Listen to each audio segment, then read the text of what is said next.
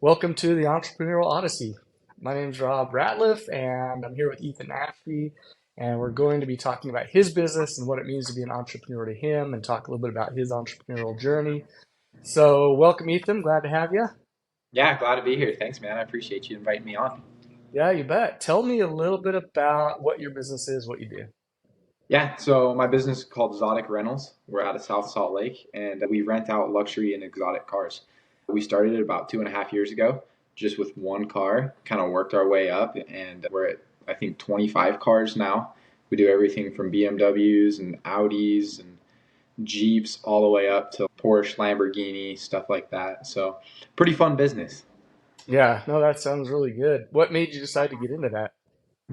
It all started a couple years ago. My family owns an auto repair shop, and so I've been in the automotive business forever. I've always loved cars. I've always loved working on cars, buying, selling, flipping cars. A couple years ago, I was working down at the shop, which my dad and I own, and I had this extra car. And I had just heard about Turo, the Mhm. rental car platform, and I thought, oh man, it'd be a good idea to put this extra car that I have on Turo. And so I did. It was a Mini Cooper, and I listed it on Turo. And I thought, okay, let's see if we can make a few bucks. And I made a bunch of money the first month. What I thought at the time was a bunch of money the first month. Yeah. I rented it out. I probably made 600 or 800 bucks, and I had paid 5,000 for the car. So I was like, "Oh, score! This is huge." And so my entrepreneurial wheels started turning. I started thinking, okay, what can I do? Like, how could I scale this, or what could I do with this? So I went on for a few months with that Mini Cooper, just working with that, and then as time went on, I realized I wanted more cars and that I could probably scale it into something else. And around the same time, I was talking to my brother-in-law, and he was thinking the same thing. And so he Mhm. listed a car on Turo, and he started making money. And then all at the same time, we both bought a bunch of cars together, and he ran his Turo fleet for a while. I ran my Turo fleet for a while. Eventually, that evolved into us merging together, starting a company, Zotic Hmm. Rental. Oh, that's really cool. So tell me a little bit more about Turo and how, for people who may be interested in getting started in that, how does that app work? How is the insurance covered? Are you ever worried about someone's going to wreck it and then you're kind Oh of in yeah, trouble? What? Tell me about that. yeah, I can give you the whole spiel on that. So Turo is a really cool platform. It's essentially the Airbnb for rental cars, right? If you have an extra car, you can put it on the platform. You can rent it out. People will come. They'll drive it. They'll give it back to you. Turo insures the rentals. So whenever the car is rented out, it's insured by Turo. There's Mhm. different insurance plans that you can choose, and depending on which plan you choose, determines how much of a cut of the revenue Turo takes. That insurance is, we personally have always taken the lowest level of insurance that they offer because cars really don't, for us, get crashed too often. And when they do, usually we've got workarounds. But Turo insures the rentals, so that's good. Now, Turo takes a bunch of other fees though. So they've got airport fees and delivery fees and young driver fees and last minute Mm. trip fees and another trip fee, and there's tons of different fees. So that's the downside of Turo, is if you're renting a car, it makes the market really competitive. Mhm. Because if you want to rent, let's just say a Tesla, because Teslas are very saturated. If you want to rent a Tesla on the Turo platform, you got to go buy a $50,000 Tesla and rent it for $80 a day. So Mm. that's the downside. Is like the ROI is not great because you're renting it at $80 a day. The customer ends up paying $150, $160 a day, which is a realistic price, but that all of that is going to Turo. So we built out our own booking platform because that over time became a huge problem for us. We still use Turo, but a majority of our business comes through our booking platform. So you can't necessarily tack on those fees because it would overshadow the competitive pricing and you'd kind of be in trouble, you think? Yeah. Okay. So what we do is we say, okay, here's a car that we rent. $100 is a good number. Here's a car Mhm. that we rent for $100. On Turo, we have to mark that car down. So we're Mhm. renting it for $70 or $80 a day, just to fill that gap a little bit, so that we're competitive with everybody else on Turo. But on my website, I can rent it for 100 or 120, Mm. and the customer still ends up paying less than they would on Turo. Oh, okay, that's neat. So, is there a way that you can? There's probably not a way to necessarily drive traffic from Turo to your site, but once they've rented from you, Is that when you give them your site information, or how are you getting people to the site versus Turo? Yeah, so it's difficult, right? Because we can't step on Turo's toes, and Turo knows at this Hmm. point. Now we have a rep at the main office at Turo, and they know that we have a rental company, that we're not just one guy renting out one car, and so they've got their eyes on us, and we can't be. For example, I can't go into the listing description on Turo and say, "Hey, don't rent from Turo, rent from us direct." Probably wouldn't But like there that. are things that I can do. Like, for example, find us on Instagram. For more information, check out our website, and then say whatever we want on Instagram or Okay. our website. And so we do that a lot, and we actually get a decent amount of business from people who are just browsing on Turo, and then they find us, and then they go to our website, and they book a car from us direct. But we also get a ton of business from social media. We've built a Okay. pretty decent social media presence. Going back to cars getting crashed, Mm. that's really good content, and that's helped us a couple of times go viral, Okay. which has Wow. then eventually converted into rentals. So But Turo covers the cost of repairing it and all that kind of thing. yeah, for the most part, the deductible depends on the plan that you choose. Hmm. So like in our case, where we choose, the split for us with Turo is they take 90%, or we take 90%, they take 10% of what our advertised price is. So if we have a car for 100, they take $10 a day, but then they take all the other fees too that they're not telling us about. So they're taking $10 a day on $100 car, but our deductible is like $2,500. Whereas they have options clear down to a $500 deductible, but they're taking 30% of your rental revenue. So it really Right. just depends. It's definitely good for people who just want to maybe try it out or dabble in it or have one extra car. It gets tough when you start getting a lot of cars, though. Yeah. Would you recommend that people start with the higher rates and so they're covered more? I guess it kind of depends on your starting capital too. If you have a lot of money going in, you're not worried so much about $2,500 deductible, great. But at $80 or $50 a day, $2,500 is going to take you a long time. It's 50 rentals, even just to Yeah. cover that. So Yeah. what would you recommend, that they maybe start with a higher rate, take a little bit less, or just no, go for it because the chance of them wrecking it's really not that bad unless it's a Lambo and then they wreck it like consistently because they can't handle the power. Yeah, it really is personal preference because what it comes down to is what are you willing to risk, right? For us, we've always been big on the risk side of things. Like we're okay taking a big risk and really like Mm-hmm. diving into something. But if you're somebody who feels if I take a big risk, something's going to go bad, then you should Mm-hmm. probably go with a lesser plan on Turo and just Right. like for your own peace of mind. But for us, we don't really care. Like I said, we own Yeah. an auto repair shop, Mm-hmm. so There something you go. breaks, we can fix it. And I've been wrenching on cars my whole life. Something breaks on the side of the road, we can fix it, and we have. So All for right. me, it's a little different. Got a side hustle here for you. All right. Yeah, Ready for yeah, this? Ready for this? yeah. All right. Let's go. It's a side hustle to your side hustle, right? All right, let's hear it. So let's say that people listening to this podcast are like, hell yeah, I'm going to do this. I'm going to get an exotic car. I'm going to rent it out. And if somebody wrecks it, I'm going to bring it to your shop because you're going to give me a discount because they heard us about us on this podcast. What do you Yeah, let's do it. think? That's a good side hustle to my side hustle. Yeah. That's a win. Yeah, All I right. like it. There you go, guys. If you want a good deal on a repair, if you got an exotic car, you rent it out and somebody wrecks it, then take your deductible. Maybe Ethan can help you bring that deductible down a little bit because he's got a shop and he's willing to give our listeners a little bit of a discount. So Yeah, I'll work with you guys. I really will. I think that's a great idea. All right, awesome. That's what it's all about. It's funny because you did talk something about risk, taking risk. You guys are risk takers. And I find that super common when it comes to entrepreneurs. We're risk takers. Oh yeah. I left my 9 to 5 job to kind of pursue this. That's a risk, right? I'll meet with a client that wants to charge or that wants to pay $3,500, $4,000. That's yeah, I know we're good. We can handle that stuff. But then I'll have other clients who are like, I want to pay 20 grand. I want all this done. And you're like, okay, that's more of a risk because I got to make sure that I'm delivering really all the best results and getting an ROI on that $20,000. I own a marketing company, so that's why I'm kind of relating to that. Oh, I see. And so I've had clients that have been with me for 10 years and they pay $1,500 a month on the low side, up to 20,000 on the high side.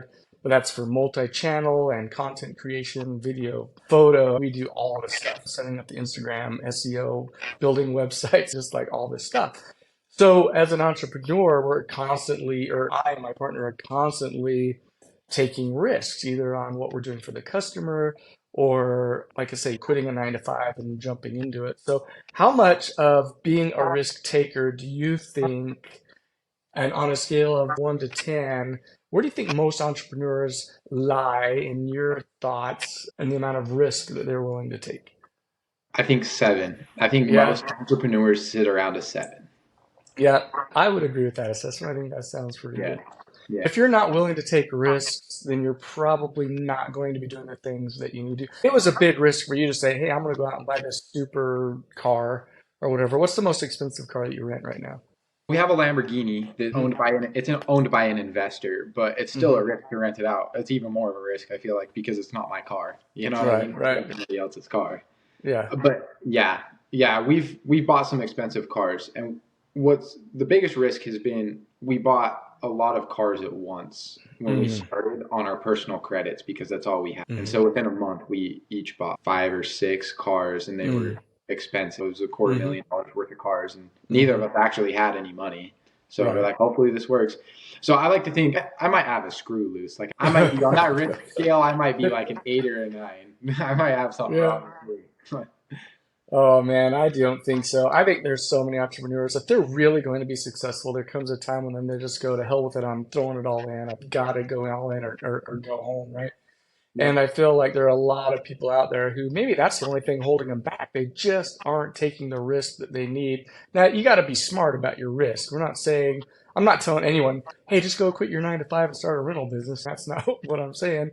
But if you're not willing to take some risk and be willing to get out there and do things that make you feel a little bit uncomfortable, you're not going to really learn. You're not going to really grow. And the chance of you being successful and kind of trying to just stay comfortable, it just doesn't mix. So, exactly. And I've always thought, like in my case, worst case scenario here, right? We sell all the cars. Like it's mhm. not going well, it's not going great. We sell all of the cars and then we close shop, which I never want to get to that point, but that's always in the back of my mind as something that could happen. And if it does happen, yes, we would lose money because we have a warehouse and a staff and Mm. insurance and like a lot, like there's so much more to it now than there was when we started. Still, at the end of the day, would we lose money? Yes. Would it be like life changing? Probably not. I'd probably Mhm. figure it out. So I think Yeah. that people always go to the absolute worst case scenario when they're scared to take a risk. It's, oh no, if I take this risk and it doesn't work, then I die. And it's not going to happen. Yeah. So Yeah. I always try to think a little, I always try to stay more positive, but always have that like worst case in the back of my mind. I remember my wife was listening to a talk show and someone was talking, I don't remember who it was, but they were talking about that mentality of, oh no, this could happen, that could happen, and it just hinders their progress or they get kind of get stuck in a rut. And the idea, what this talk show host was saying is, let's take this thing to worst case scenario, the worst thing possible that you can imagine. All right. So, your cars are wrecked and you have to pay the insurance and you got this money. And so now you're thinking, okay, maybe I'm going to have to sell one of my cars to pay for some of this stuff. And then that's going to cost a little bit of money, and then something else happens. The next thing you know, I'm having to sell all my cars, and so now I kind of have to start over. And you think, okay, worst case, worst things. By the time you get to the end, though, you have to look at that end result and say, okay, if all that happened and I had to declare bankruptcy and start from scratch, is that okay? Would I live through that? And you have to think, what? I'm still gonna live. It's bankruptcy. How many people go bankrupt all the time? Trump talks about, he Exactly. went bankrupt like he's bragging. So Exactly. That's it's what I just, always think. That's always been in my head. Like other people have been through it. And when mhm, things get hard, that's what I always remember. Other people have been through it and they've made it somehow, some way or mhm. another. Other people have gone through it. So when things get tough, because they do sometimes, that's what I always try to remember.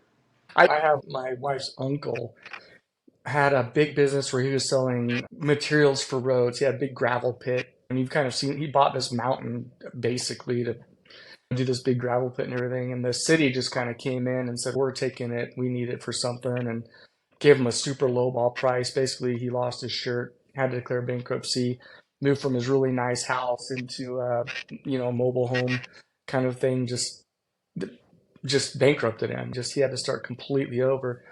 But because he knew how to build a multi-million dollar business, it wasn't more than 3 or 4 or 5 years, he was a millionaire again. So once you understand and you have the skills to build a business, then you know, hey, I go bankrupt, no problem. We'll just start over. I know how to do this.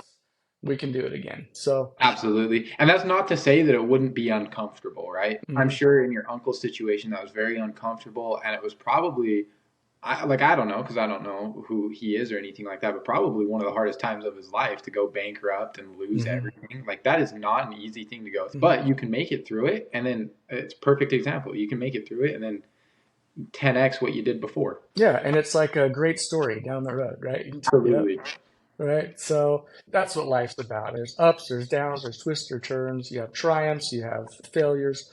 What do you do when you have, tell us a time when you've had to really pivot, like something you started just did not work the way you wanted to, but you just your lemons and the lemonade kind of thing. Tell us a little bit of how you did that, what happened.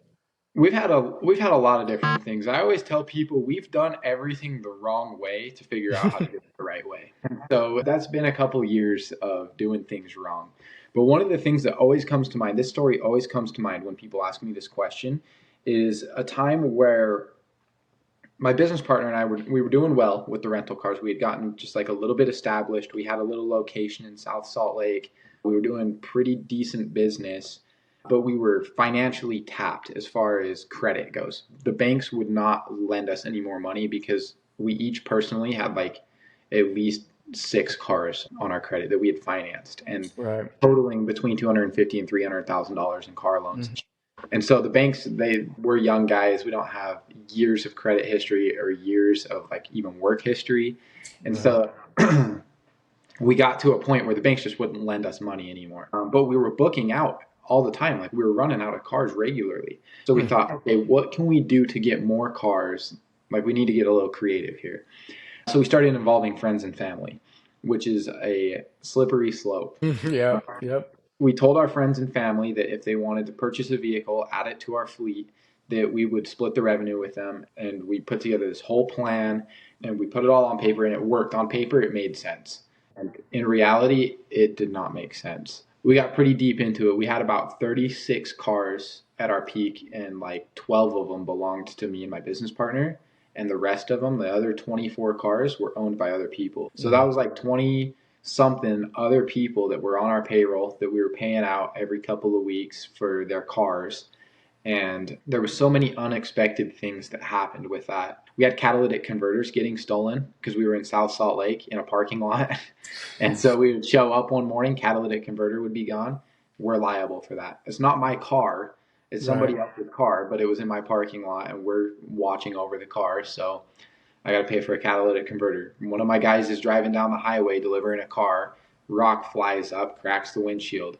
Not the person who owns the car's fault, not a renter's fault. It's our fault. Yep. So there Yep. was a lot of different things like that, and not to mention there was other things that were just kind of the line was kind of blurred as far as what the people who owned the cars were paying for and what we were paying for. So tires would come around and we'd end up paying for them because there was a misunderstanding or like brakes or something. And it's, like I said, I own a shop, so we could do it ourselves, but it still costs money. It put us in a bad spot. We realized by the end, and it was summertime when we were doing all this. By the end of the summer, we were like, "Holy cow! We did a ton of revenue and made no money. Like Mm. we just got absolutely smoked." And it was to the point where I remember we sent a large payout to all of these investors who had cars in our fleet, and we were like, holy cow, how did we just have so much money in the bank and send all of it out? Like we're Hmm. broke and we've been working so hard. And so at that point we realized when we didn't have enough money to pay the rest of the bills, we were like, okay, something's got to change or we're not going to make it. And so all in one day, we called every one of those people and we said, hey, look, this isn't working for us. It may or may not be working for you. Because there was people that were unhappy too. They felt like they weren't making enough money. And Hmm. so we called all of them up, super uncomfortable conversation with all of these people that were friends and family, and had to say, hey, look, it's not working very well. We'll help you sell the cars. We'll continue to rent them until they sell. We're not just going to leave you high and dry, but we need to get rid of these cars. It's Hmm. just not working. And that's what we did. And it took us a while and it hurt for a while. And some people weren't happy. Some people lost money. Most people were made whole, though. Most people were okay. But it definitely put us in a really bad spot. And from that, we learned that one, we need to own a majority of the fleet. Two, don't involve friends and family. Three, if we're going to involve somebody in our business that wants to purchase vehicles, they need to know up front that they might not make money. Yeah, the fine print. Yeah. And these are all things that we didn't know until we did it. So that's one of those examples of where it's okay, we just dove right in, took a huge risk, and thought that it would work, and it absolutely failed. We absolutely fumbled the ball on it. Yeah, I've seen that before too, where your things are doing great until you bring on a partner, and then all of a sudden that revenue split, you're not making near as much as you thought, and they're not making as much as they thought, and it's so you Well, definitely yeah. need to learn to run those numbers, right? Before Yeah, you. exactly. And it's like we're splitting money with Turo, and then we're splitting it with them, and it was just like Mm, where and it made sense on paper. The crazy thing is we spent a lot of time figuring it out on paper to make sure that everybody was going to make money. It was just mm-hmm. all of the unexpecteds that hit that Yep. ruined it. Yep. And the next thing you know, they're making $20 a rental, and it's not even enough to cover their car bill, probably. Exactly. So So. they're not covering their car payment. I'm not covering what it costs my guys to deliver it out to the Mhm. airport, clean it, and park it. And so it was just a lose. Everybody was losing. Yeah. What kept you motivated during that time? I didn't want to go out of business. Yeah. There's this thing in the back of my head that just tells me I can't, whatever you do, you just got to keep pushing forward. And I've spent so much time trying to build a brand. I'm very proud of the Zotic brand. And Hmm. I'd never want it to be like, oh, you guys remember Zotic Rentals, that rental car company that was really cool until they went out of business? Like, Yeah. I Back in the never day. want that to be talked about. I never want that to be what happens. So I always just remember I spent so much time, I've put everything I have into building this brand. I don't want it to be the brand that fails. And so there's been times where I've had to swipe my personal credit card or put money back in the bank to pay my employees that came right out of my personal bank account, but Mm. I'm not excited to do it, but happy to do it if it means it keeps the doors open another day. That is the Right. most important thing to me is keeping those doors open. Yeah, it's funny because when I talk to a lot of entrepreneurs, one of the traits that comes up a lot is stubbornness, and that sounds a lot like stubbornness. Yeah, that's what it is. Yeah.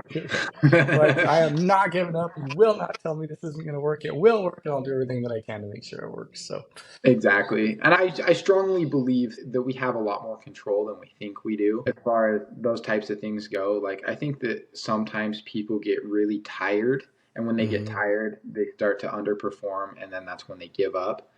But I've always had a lot of energy. And I hope that I always have a lot of energy because Yep. I think that's what's kept us going.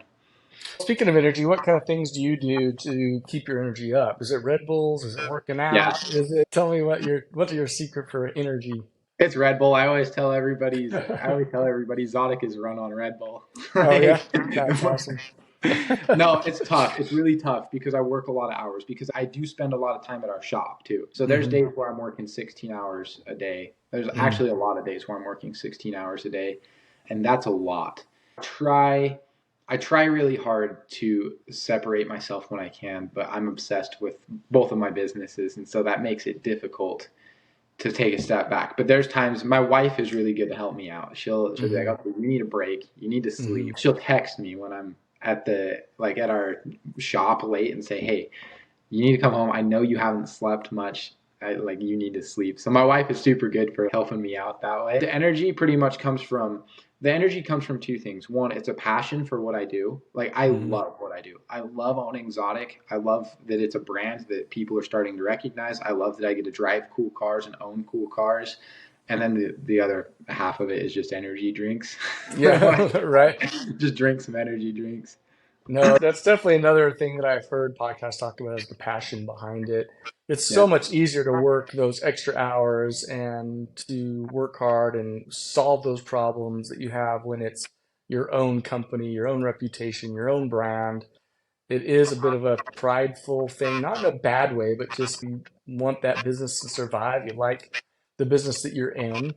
And again, we hear that from entrepreneurs all the time. Stubbornness, proud of what they're working on, passion, what they do, Yeah. risk taking. You're checking off all the boxes of Pretty the entrepreneurial stereotypical, spirit. right? It is. It's Yeah. interesting as I do these interviews and I talk to entrepreneurs who own several businesses from like financial consultant groups to exotic car rentals. They just share the same kind of aspects or the same kind of traits. And I wonder how many other entrepreneurs who have that kind of spirit, but they just don't know where to start. Let's say someone wanted to start renting their car on Turo. What advice would you give them? Would you tell them that it's a great idea, or would you tell them better be careful? Tell me what you would tell them if we were coming to you and saying, "Hey, I want to start doing this. How do I do it?" Yeah, so basically, I get asked that question all the time because people see where we're at now and think that we just arrived here. But we did. We started with one car on Turo. And what I always tell people is there's a few things. One, if you're going to start a business renting out cars, you can't be attached to the cars. They're going to get beat up. They're going to get damaged. They're probably eventually going to get totaled or they're going to break down. So if you've got a brand new Corvette and it's your baby and you worked your whole life to get that Corvette, don't rent it out because you're going to be disappointed when it comes back with a scratch. So that's always my first piece of advice. Don't be attached to the cars. Number two, you've got to be willing to work. I think that there's a lot of people that start renting a car on Turo because it sounds like easy money, and then they realize that it's not easy money. That was us. I'll be completely honest. We thought, oh, this will be really easy because it was in the beginning. Like we put the one car on, and there wasn't much competition on Turo at the time, so it was easy. But then it got harder, and now it is harder. So you have to be willing to work because renting on paper, renting a car is very easy. You put the car on the platform, somebody books it, you deliver it where it needs to go, and then they bring it back when it's done. But then you've got to clean it, and then you've got to make sure that it looks good for the next renter, and then you've got to worry about making sure that the renters are taking care of the cars in general. So you've got to inspect it. You also have to be sure that, like, when you're renting the cars, you just have to focus. You got to be taking pictures of the cars before and after to make sure that you're documenting everything. You've got to have good systems and processes. Even if you only have one car, you want to build some systems and processes that'll ensure that you're doing it the same every time, that you're creating consistency. But on the flip side of that, it's a lot of fun. We definitely have a Right. lot of fun with it. So when you rent a car to someone, you're taking the before and after photos. Are they personally responsible, or does Toro just cover if it comes back with a scratch or dent or something? They're personally responsible. So that's where it gets a little bit dicey, right? In Mhm. our case, where we have a $2,500 deductible, any damage under $2,500, either we have to go after the renter for, or we just have to pay it out of pocket. Typically, we go after the renter if we can prove it.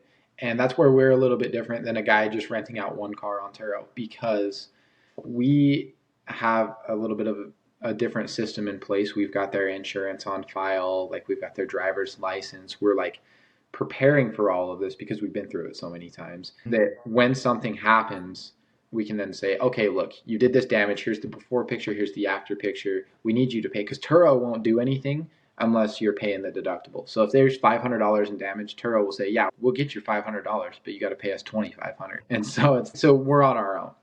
And so that is another thing that people don't realize is like kind of a hassle if you don't know how to do it or if you haven't dealt with it before or if you don't have a process or procedure in place for that. So in our case, usually we just go after them when we say, hey, look, here's the before, here's the after. We need you to pay us for this. Here's how much it costs. And then if they're stubborn, then we've got different tactics that we use to work through that. But What's like the worst damage you've seen on a car that's come back? so we had one. This is a little plug to the Diesel brothers. We had one go off a cliff, and the guy lost control. It was an Audi TRS. We'd had it for 3 weeks. Car went off a cliff and rolled. I don't even know how many times. Luckily, the guy was okay.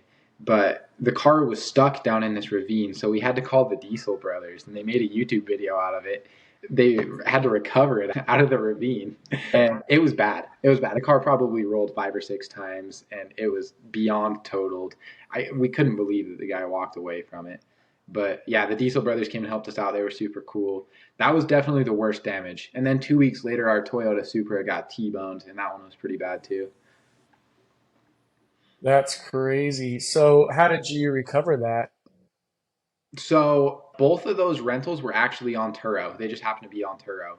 So Turo just cut us a check. They were total losses, both of them. So Mm. Turo cut us a check for both. Turo's insurance cut us a check for both. And actually, no, I take that back. The TRS, Turo wrote us a check, paid us out Hmm. for it, and it was a win. We had the car for 3 weeks. We bought it for a super good deal. We made $10,000 on the car That's by it being crazy. totaled. 3 weeks and it was totaled. Yeah, yeah, and that's not typical. That's the only Yeah. time that's happened. But yeah, we made a quick $10,000 on that car getting Mm. totaled. So that was we were fine with that. We were okay with it. The Yeah. Supra, it was not the renter's fault. Somebody T-boned them, and it was the other person's fault. So we spent 2 or 3 months dealing with their insurance, and that was a huge hassle. But we also got paid out for that, and we were fine. Then we went and bought. We've got another Supra now. So Okay. yeah. What's the most expensive car you have and how much do you rent it for? So we've got a Lamborghini Urus. That's the one that's owned by one of our investors, and that one rents for $1,000 a day. But it's insane. The car is absolutely nuts. It's lowered. It's got a loud exhaust system on it. It's got a tune. It's crazy fast, and it's got a nice wrap on it, a nice set of wheels. Like it's very well done. So that one goes for 1,000 a day, and then there's a huge gap because our next most expensive is our BMW i8 for 350 a day.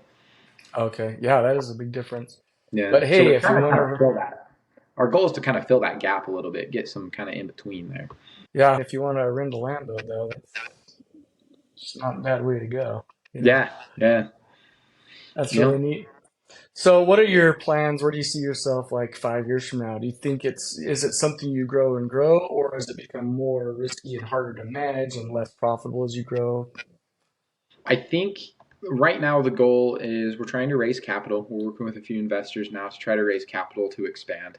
We've been killing it as far as like renting the cars out goes. We were booked last weekend for this UFC weekend, 0 cars in the warehouse. Mm. Weekend before that, we were fully booked. Throughout the week, we tend to stay pretty much booked out. So right now, we're very busy. And so the issue that we're running into is we need more cars. And we still have the same issue that we've always had where banks don't like how risky a luxury and exotic rental car business is. They don't like that Hmm. we're young. They don't like that the business is young. So we're always fighting with banks for lending. So we're working with some investors now, and we're kind of seeking some investments to expand. We want to add more cars to our fleet here in Salt Lake, and then we're testing the market in Sacramento right now. We've got a Range Rover out there that we're renting out that's proving itself pretty well. I'd like to attack some other cities as well and just start putting Zotic all over some other cities in the area, maybe Phoenix, Denver, relatively close areas where we could start building the brand long term. I love the idea of being the enterprise, like the enterprise rental car of luxury and exotic. It Hmm. could be cool to be everywhere and people just know the Zotic brand is the place to go for a nice car. Yeah, that sounds really good. When you're branching into other states, you just find someone there and split with them, or do you have just a parking lot you rent or storage unit? Like, how do you manage something in a different state? I don't exactly know. I think that the answer is probably I would like right now in Sacramento, I know the guy. I know a guy out there and he's Mhm. got the Range Rover that we're testing the market with. So like we would probably have him manage if we were to add a bunch of cars out there, he would manage it and we would pay him like how we pay our manager here in Salt Mhm. Lake. We've built a pretty self-sustaining model. I don't Mhm. necessarily have to be there all the time. My business partner doesn't have to be there all the time. So if we could essentially replicate the model that we have here in those other states and then just simply oversee it and maybe go there every once in a while and check up, that's my ideal situation. And Mhm. so I think that's how we structure it moving forward is okay, we hire a manager and then some detailers and delivery guys and then we train them and we get a Mhm. good fleet together and maybe we spend a few weeks or a month out there just helping them out so they know the ropes. It's really not that hard to figure out. Like we've made it as simple for our employees as possible. It's been Mhm. complicated for us to figure out how to make it simple, but we've tried to make it as simple of a process as possible, both for our employees and for our customers, so that it's just a clean, neat experience. And that's my goal in other cities. I would love to do that everywhere else. Yeah, it sounds like absolutely amazing. You have a clear vision of what you want the future to look like. I think that's so important for growth in a business. If you don't envision it, you don't know what you want it to look like, then it's really hard to get there. Yeah. So I think that's so important. And we've talked about that in some of the other podcasts that we do. So if someone wanted to rent a car from you guys, where do they go? And you can find us at zoticrentals.com. You can see the full lineup of cars. You can book a car there. You can also find us on Instagram, TikTok, YouTube at Zotic.rentals. We're pretty much everywhere at Zotic.rentals. So you can Okay. always reach out to us that way. But ZoticRentals.com is the website where you can see and book all the cars. And how do you spell Zotic? Zotic. Okay, perfect. So yeah, I just Yeah. wanted to make that clear because people might be Yeah. trying to like X or something to, Yeah, that actually happens a lot. That yeah. happens pretty regularly. So I'm glad you brought that up. Yeah, so it's Zotic.com. Is there any Zotic. other advice that you can think of that you'd want to give our listeners about being in business generally? And the last question I have for you too is what drives you? What motivates you? Why are you doing what you're doing? So in the beginning, it was money. Like when we started the rental car thing, we did it because, like I said, we thought it was easy money. And then when Hmm. we found out it wasn't easy money, I had to find new motivation. And I've recently discovered that something that I'm very passionate about is building a brand. And Hmm. so that's what motivates me. What motivates me is when I come on a podcast like this, and then 3 weeks later, I'm in some random place and somebody says, "Hey, I heard about your business on a podcast." I Hmm. love that. That is one of my favorite things. Or, "Hey, I saw you on a YouTube video," or "I saw this TikTok about your car." I love that. I love building a brand and like creating content that helps develop a brand. So that's what motivates me and keeps me going when things are hard, is simply the brand. What was the other part of the question? The other part is what advice do you have for someone getting into business on their own and just looking at that entrepreneur? They're saying, I want to Oh, start my own business. What advice would you give them? do what you're passionate about. And I know that's so cliche and that's what everybody says. But the thing is, if I was going to go start a company pressure washing driveways, I probably wouldn't be very successful because I don't like pressure washing. I don't like cleaning. And so I probably wouldn't do well. But because from the time I was, before I could even talk, I was a car guy. And Hmm. so I've always known that whatever I wanted to do, I wanted to be a business guy and I wanted to do cars. And it actually took me a while to figure out what that was. We tried flipping cars and didn't do too well at that. Eventually, we obviously worked our way into the shop, which I do. I do enjoy running and owning a shop, but I'm also very passionate about this rental car thing that I've made. So find something you're passionate about. It might take some time. If the answer is you're passionate about cars, just start doing something with cars and it'll probably lead you down a path to find something that you absolutely love. And if you absolutely love it, just work and don't ever let it fail. All right, well, that's awesome advice. I appreciate that.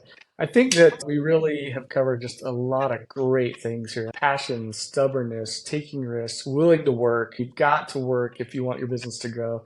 You have to market. I think so many businesses just think I'm going to start this business and they don't even think about the marketing side of it. They just think I'll set it up there and I'll run a couple of social posts and then people just kind of magically show up and start doing business with me. But it takes, I believe, so much more than that. When we're talking about your marketing, what kind of things are you doing and how much are you investing and what's working, what isn't?